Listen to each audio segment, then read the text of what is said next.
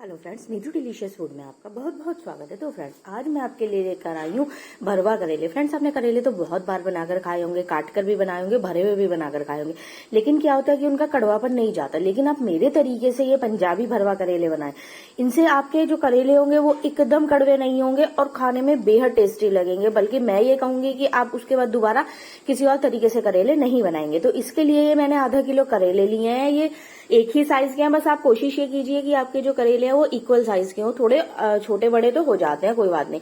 अब हम लोग क्या करेंगे, इसका हेड और टेल काट देंगे, मतलब ऊपर और नीचे का थोड़ा थोड़ा हिस्सा काट देंगे और उसके बाद इन्हें छील लेंगे। आप चाहे तो इसके छीलक भी यूज कर सकते हैं, लेकिन क्या होता है ना कि छीलक में कड़वाहट ज्यादा होती है और मुझे गेस्ट के लिए बनाना है, तो इसलिए मैं इस समय यूज नहीं कर रही हूँ। लेकिन आप यूज करना चाहें तो यूज कर सकते हैं, क्योंकि कुछ लोग कहते हैं कि छीलक यूज करना अच्छा होता है क्योंकि सारे न्यूट्रिशन तो छीलक में ही निकल जाते हैं। तो आप यूज करना चाहे कर सकते हैं, तो फिलहाल मैं नहीं कर रही हूँ। आप कहेंगे तो मैं उसकी रेसिपी भी आप लोगों के साथ शेयर कर दूंगी। अब हम लोग क्या करेंगे, जिधर से बाहर निकला हुआ हिस्सा होगा उधर से हम लोग कट नहीं लगाएंगे। अब जिधर से जो अंदर दबा हुआ हिस्सा होगा करेले का, उधर से हम लोग एक कट लगाएंगे। बस ऊपर की लेयर में ही कट लगाएंगे, नीचे तक नहीं काटेंगे। और इसके अंदर के जितने भी बीज है ना वो सब निकाल देंगे। अब ये जो फ्रेंड्स टाइट बीज है, मेरे बच्चे नहीं खाते तो इसलिए मैं निकाल रही हूँ। आप यदि खाते हैं तो इन्हें क्रश करके यूज कर ले। तो मैं टाइट वाले निकाल दूंगी, अंदर का जो पल्प होगा और जो सॉफ्ट बीज होगा वो मैं अभी यूज करूंगी। तो मैं इसे सारे को खाली कर लेती हूँ, मतलब खोखला कर लेती हूँ। इस तरीके से सारे करेले कर लेते हैं। अब ये फ्रेंड्स, यदि आपको इस छिलकों को यूज करना है तो नमक लगाकर इन करेलों के साथ ही रख दें और फिर उसी प्रोसेस से धोकर और फिर उसको जब फ्राई करेंगे आप प्याज, तो इसे भी बहुत अच्छे क्रिस्पी कर ले। तो इस आप छिलक यूज कर सकते हैं, कोई दिक्कत नहीं है। लेकिन थोड़ी कड़वाहट होने के कारण मुझे गेस्ट के लिए बनाना है, मैं नहीं यूज कर रही हूँ। तो अब मैंने ना ऐसे छिलक निकाल दिए हैं। तो अब हम लोग क्या करेंगे, जो ये टाइट वाले ये निकालेंगे और जो सॉफ्ट है और जो पल्प है वो हम लोग रोक लेंगे। क्योंकि ये क्या होता है ना, मेरे बच्चे निकाल निकाल के रखते हैं तो उन्हें फिर खाने में भी दिक्कत होती है। तो इसलिए मैं फिलहाल ये यूज नहीं करती, बस ये पल्प यूज करूंगी। तो मैं सारा निकाल ले रही हूँ। ये मैंने निकाल लिया सारा पल्प और सारे सॉफ्ट पीस। अब हम लोग क्या करेंगे, इसमें आधा चम्मच नमक ऐड करेंगे और नमक को हम लोग अच्छी तरीके से मिक्स कर देंगे। नमक लगाने से क्या होता है, जितना कड़वाहट होता है ना वो सब पानी के साथ निकल जाएगा। अब ये पानी रिलीज करना शुरू कर देंगे। अब हम लोग क्या करेंगे, लगभग 1.5 से 2 चम्मच करेलों में भी अच्छे तरीके से, मतलब एक मसाज करते हुए इस पर अच्छे तरीके से नमक लगा देंगे। अंदर और बाहर सब जगह आपको नमक इसी तरह लगा लेना है। मतलब नमक जो होगा वो अच्छी क्वांटिटी में लगाना है, जिससे कि इससे पानी रिलीज होगा, सारी कड़वाहट निकल जाएगी। अब इसे फ्रेंड्स, इस स्टेज पर आप इसमें छिलकों में भी नमक लगाकर रख दें यदि आपको यूज करने हैं। तो अब हम लोग क्या करेंगे, इन्हें ढक के आधा घंटा के लिए रख देंगे। यदि जल्दी है तो 15 मिनट के लिए कर लीजिए, नहीं तो आधा घंटा के में ज्यादा बेटर रहता है। तो अब हम लोगों ने ये छिलक भी रख लिया और अभी मैं आपको दिखाती हूँ। देखो करेलों ने ना कितना पानी रिलीज कर दिया है, मतलब ये जो कड़वाहट होती है ना ये इसके थ्रू निकल जाती है।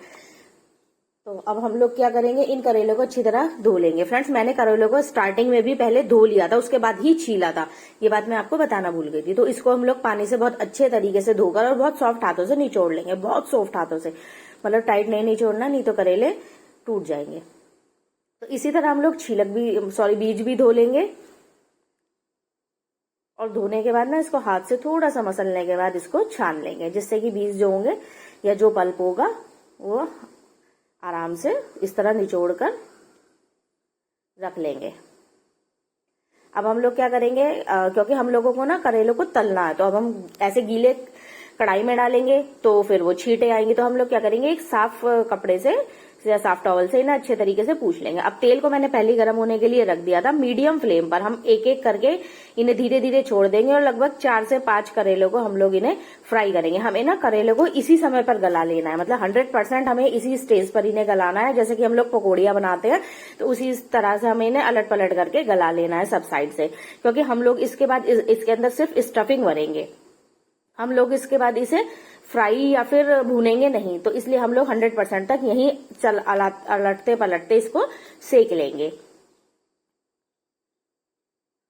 तो आप इसी तरह अलटते पलटते रहिए, क्योंकि इसे बनने में थोड़ा सा टाइम लगेगा जब इस सिकने में।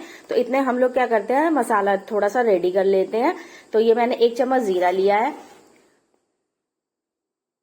2 चम्मच सौंफ ले रही हूं मैं, और 1 चम्मच मैंने साबुत धनिया लिया है। अब मैं 4-5 काली मिर्च ऐड कर रही हूँ और इसको ना हम लोग दरदरा कूट लेंगे। आप चाहे तो इसका मसाला भी यूज कर सकते हैं, लेकिन क्या होता है ना, दरदरा कूटने से टेस्ट बहुत अच्छा आता है। बीच बीच में हम लोग करेले भी चलाते रहे फ्रेंड्स। मेरा कैमरा इस समय हिल रहा है क्योंकि मैंने इस स्टेज पर हाथ से पकड़ा हुआ था, क्योंकि मैं वीडियो अपने आप ही बनाती हूँ, तो इसलिए अब हम लोग इसको भी अच्छे तरीके से कूट लेंगे। तो ये मैंने कूट कर रेडी कर लिया है। अब हम इसे बाहर निकाल देंगे। अब हम एक और मसाला रेडी करेंगे, क्योंकि हम पंजाबी स्टाइल बना रहे हैं। तो इसमें से थोड़ा सा अदरक, 2 हरी मिर्च और लगभग 6 से 7 कली लहसुन की ऐड करके और इसे भी दरदरा कूट लेंगे। पेस्ट नहीं आपको रेडी करना है, बस दरदरा कूटना है। इससे क्या होगा, फ्लेवर बहुत अच्छा आता है। तो ये भी मैंने दरदरा कूट लिया है।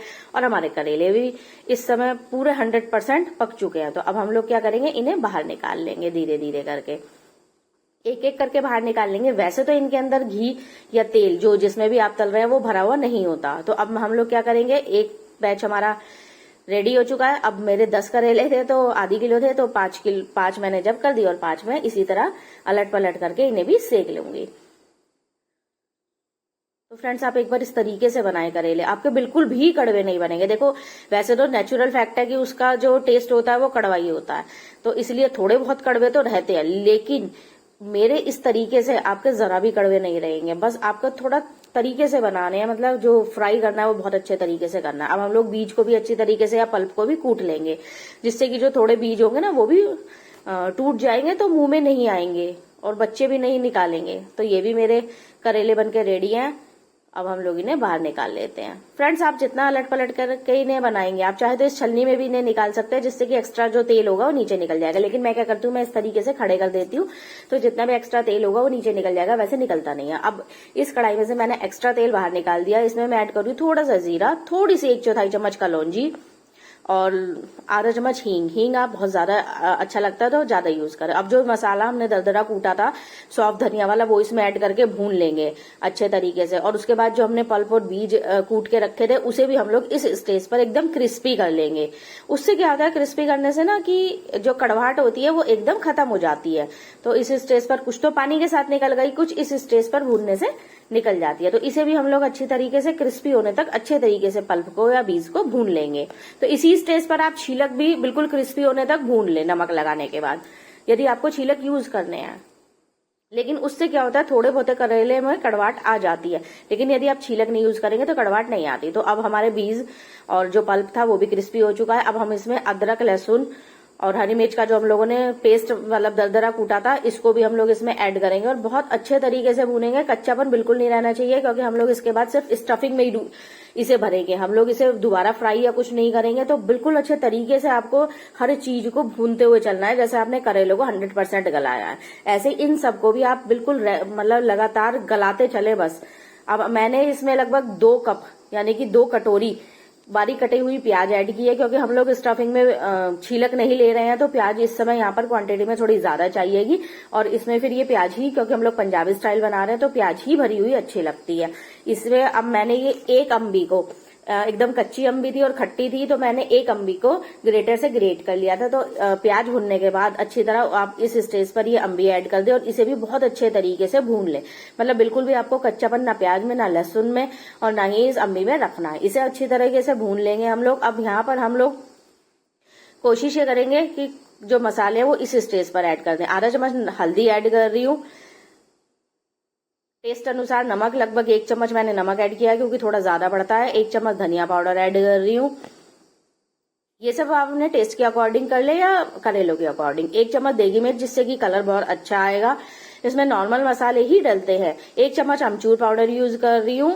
वैसे मैंने आम्बी यूज की हुई है, लेकिन मतलब बिल्कुल भी कड़वाहट ना रहे तो 1 चम्मच आमचूर पाउडर भी यूज करेंगे। अब इसको हम लोग बहुत अच्छे तरीके से भून लेंगे, मसालों को भी बहुत अच्छे तरीके से भून लेंगे।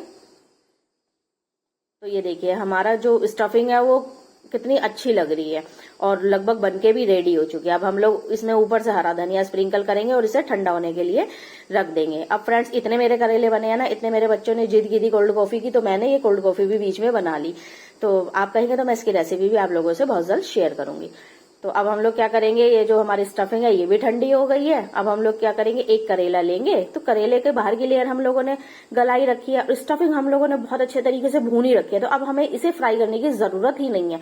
तो हमारे भरवा करेले इस तरीके से, ये आप देखिए अच्छे तरीके से स्टफिंग भरे, बहुत खाने में अच्छे लगते हैं और बिल्कुल भी कड़वाहट इनमें नहीं होती। तो ये मैंने सारे के सारे करेले भरकर रेडी कर लिया। यदि आपकी ये स्टफिंग बच भी जाए ना तो आप इसे ऐसे ही पराठों के साथ खाएं, बहुत टेस्टी लगती है। वैसे तो मेरी बची नहीं क्योंकि मैंने ना बहुत अच्छे तरीके से भरी है। तो लीजिए फ्रेंड्स, हमारे ये करेले बनकर रेडी है। मैं आपको दिखाती हूँ मैंने कितने अच्छे तरीके से स्टफिंग भरी है और कितने अच्छे करेले बनकर रेडी हैं। तो फ्रेंड्स लीजिए, हमारे भरवा करेले बनकर रेडी हैं। आप एक बार ना इस तरीके से करेले बनाएं। ये देखिए आप कितने टेम्पटिंग लग रहे हैं और खाने में बेहद टेस्टी लगते हैं। तो फ्रेंड्स आप एक बार इस तरीके से भरवा करेले बनाएं और मुझे कमेंट बॉक्स में जरूर बताएं कि आपके भरवा करेले कैसे बने हैं। और फ्रेंड्स यदि आपको मेरी वीडियोस पसंद आती है तो प्लीज उसे लाइक करें, शेयर